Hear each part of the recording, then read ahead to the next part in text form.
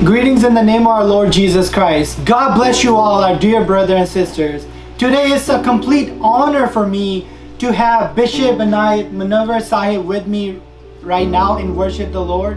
May God bless you, Bishop Sahib. I welcome you here in our house. मेरे लिए बहुत ही honour की बात होती है हमेशा बिशप साहिब की आप जब भी आते हैं और व्यूअर्स मेरी एक टेस्टिमोनी है कि जब मैं तो मेरे ख्याल से 15, 16, 17 सालों का ही था तब बिशप साहिब पहली दफ़ा आए थे अमेरिका में तो मेरे बहुत ही दर्द होती थी कमर में और टांग में और आप यकीन नहीं करेंगे बिशप साहिब ने आके मेरे लिए जब दुआ की तो वो मैं हील हो गया और मेरा ईमान भी स्ट्रांग हुआ क्योंकि मैंने बड़ी मसाज की थी डॉक्टर को भी दिखाया था but I know that through bishop Sahib prayers and our Lord and Savior Jesus Christ healed me and I greatly thank you for that Bishop Sahib. Thank you. So first of all that I'm so thankful for everything and as the Furqan was telling the testimony and I know that God is great. God is Amen. All the healing goes to God. God can use anyone. Thanks God that God used me that time. But thanks God that God can use anyone because God is a healer. God is a savior. Amen. And we are thankful and especially from that time it is reality that when I saw this gentleman and I don't know that how compassion and passion I have for him and I was thinking that this boy will be the great evangelist and I'm thankful کہ میں نے یہ بات آج تک کسی کو نہیں بتائی اور اس وقت سے میرے دماغ میں تھا یہ اتنا سونا منڈا جو ہے خدا کرے یہ خداوند کے لیے استعمال ہو اور I'm thankful in these days not he but his wife, his parents and all brother and sister they are so working great for Jesus and our prayers that God use them for their whole life and they will continue to bring many people to Jesus. Amen. Amen. So آج میں اپنی خوش قسمتی سمجھتا ہوں اور میں I feel that I'm blessed that I'm with this family and I'm going to preach just few words more اور یسایہ کی کتاب میں سے میں ایک حوالہ پڑھنا چاہتا ہوں یسایہ اس کا 35واں باب اور اس کی 2 آیات chapter 35 and just 2 verses.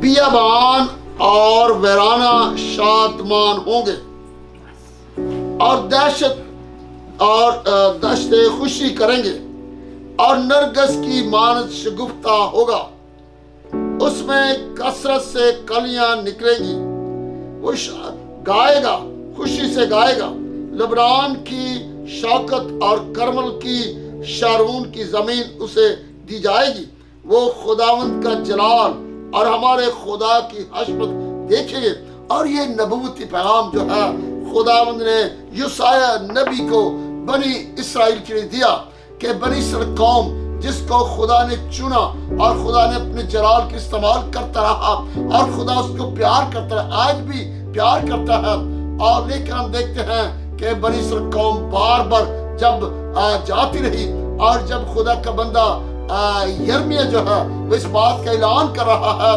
کہ بابل تم پر حملہ آور ہوگا اور تم 70 سال تک غلامی میں چلے جاؤ گے توبہ کرو اپنے گناہوں سے پھرو توبہ کرو اپنے اندر بدی کو سے دور کرو اور بت پرستی نہ کرو لیکن وہ باز نہ آئے اور وہ 70 سال تک غلامی میں چلے گئے اور وہی ہیکل جو بنائی گئی تھی وہ برباد کر دی گئی اور یروشلم کی دیواریں ٹوٹ گئی پھاٹک آگ سے جلا دیے گئے اور وہ کھنڈر بن گیا یہ اس وقت کا واقعہ ہے جس کو خدا کا بندہ یسایہ بیان کر رہا ہے کہ کس طرح سے بیابان جو ہو گیا وہ زمین بیابان ہو گئی لیکن خدا پیار کرتا ہے اور ہم دیکھتے ہیں کہ خدا جو سزا دیتا ہے خدا جو محبت کا خدا ہے وہ عادل بھی ہے وہ سزا بھی دیتا ہے وہ پیار بھی کرتا ہے اور ان دنوں جب کرونا ہے میں تو بڑے وثوق سے کہہ سکتا ہوں کہ یہ خدا نے ہمیں سکھا رہا ہے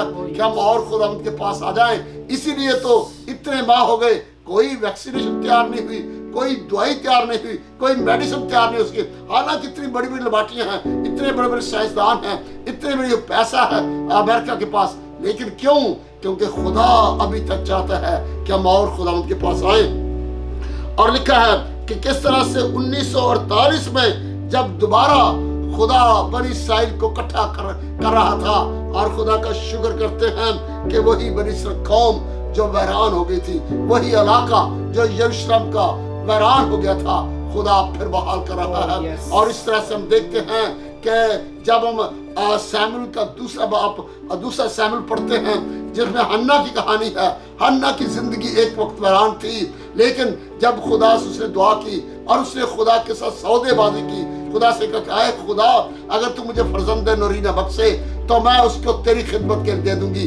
آج مجھے اور آپ کو بھی حنا کی طرح اپنی زندگی کو اگر ویران سوچتے ہیں تو خدا کے پاس آ جائیں اور خدا سے سودے بازی کریں. خدا سے کہا اے خدا میں اپنی زندگی تجھے دیتا ہوں, اور جب اس کو دے دیں گے تو ہماری ویران زندگی میں جس طرح سے بنی اسرائیل قوم کی زندگی میں ویرانی میں شادمانی آ گئی, زمین شاداب ہو گئی, اور وہی جگہ جو برباد تھی دوبارہ آباد ہو گئی. اور اس طرح سے یسوع مسیح جب دوسری آمد میں آنے والا ہے, میرے اور آپ کے لیے موقع ہے کہ ہم تیار ہو جائیں, تاکہ اگر ہم اس دنیا میں ستائے جاتے ہیں, مشکلاتوں میں, پریشانیوں میں ہیں, تو یسوع مسیح ہماری زندگی کو شاد کرنے کے لیے, دوبارہ سرسبز بنانے کے لیے آ رہا ہے. اور یہ میرے لیے اور آپ کے لیے یسوع کے آنے سے پہلے پیغام ہے, تاکہ ہم یسوع کی دوسری آمد کے لیے تیار ہو سکیں. خدا برکت دے. Amen. Thank you so much Bishop صاحب, میں نے بہت برکت پائی, اور ہمیں پتہ ہے کہ ہمارے سارے بھائی بہن جو دیکھ رہے ہیں انہوں نے بھی بہت ہی برکت پائی. تو خداوند آپ سب کو بہت برکت دے, اپنا ہاتھ بڑھا کے آپ کو محفوظ رکھے, ہر قسم کی وبا, ہر قسم کی بیماری سے آپ کو بچا کے رکھے. اگلی دفعہ سے ملتے ہیں آپ سے بہت ہی جلدی, تب کے لیے ہمیں اجازت دیجیے گا. God bless you all.